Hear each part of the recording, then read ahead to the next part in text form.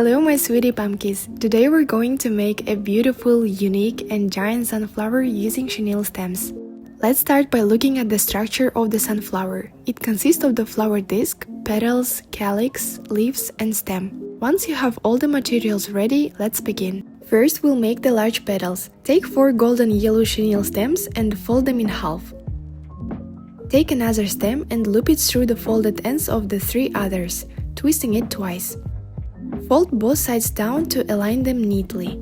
At about 2 cm from the end, take slightly longer chenille stem and wrap it around to secure the petal. Shape it neatly and 1 petal is complete. Prepare 18 large petals in total. Next, let's make the small petals using the same method with 4 stems.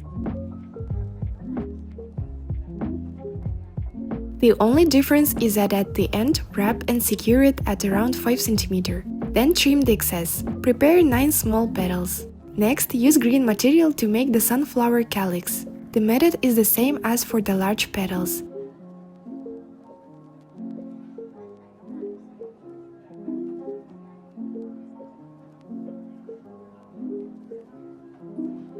A total of 7 large calyx pieces are needed. We only need 3 chenille stems for this step. The method is the same, leave about 5 cm at the slanted part before securing it.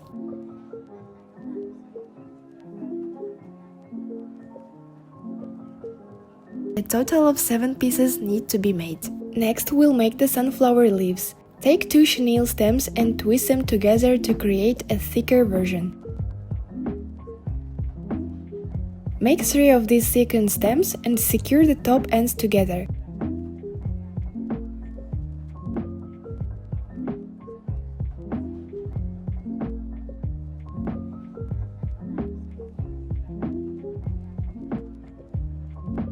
Then fold them to form the basic leaf frame. Once the shape is outlined, use another chenille stem to wrap and secure the bottom to make the stem sturdier.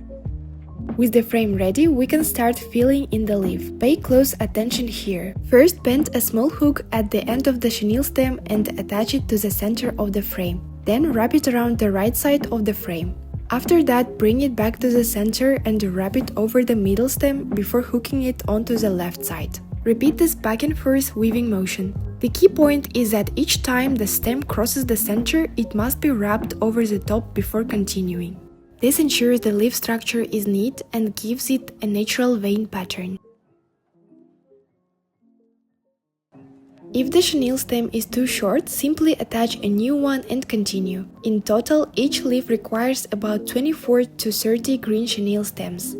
This process requires patience. Keep wrapping using this method until the entire leaf is filled. To finish, wrap the excess chenille stem around the leaf a few times to secure everything in place. The completed leaf looks very realistic with a clear structure. We need to make 2 of these leaves in total.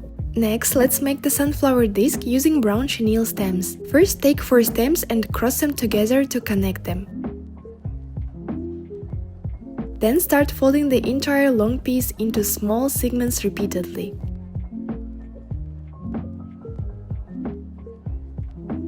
Once this main part is complete, slightly stretch out the folded sections as shown in the video. You'll need to make a total of 4 of these. Wrap green chenille stems around the entire flower stem to make it more solid.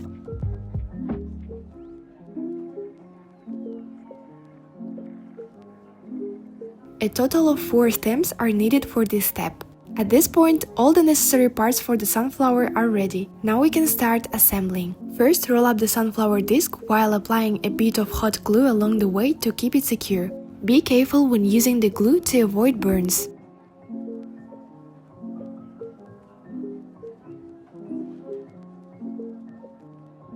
Keep rolling until you reach your desired size. The larger the disc, the bigger the final flower will be.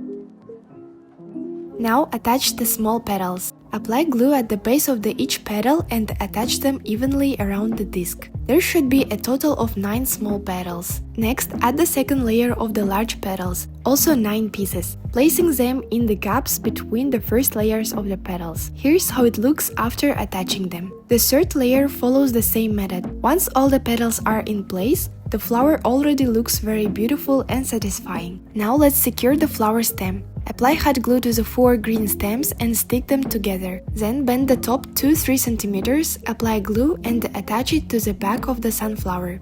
Press firmly to secure it. Next, attach the large calyx pieces. Fold the bottom of each calyx slightly, apply glue and attach them to the base of the flower where the stem and petals meet. Make sure to place them evenly to cover the petal bases. Attach all 7 large calyx pieces and then 7 small ones using the same method. Now we need to wrap and secure the connection between the calyx and the flower stem using more chenille stems. First, tie them in place. Then wrap tightly around the base. When reaching the end, take one strand from the below and wrap it up to secure everything. If the stem isn't long enough, add another piece and continue wrapping. When you're almost done, position the leaves, apply a little glue and attach them to the stem. Secure them in place using the same wrapping technique, then add the second leaf. Now, patiently wrap the entire flower stem.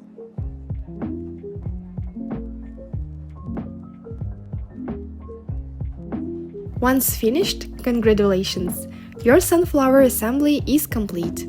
Finally, adjust the shape of the petals. You can bend them into gentle waves for a natural look or style them as you like.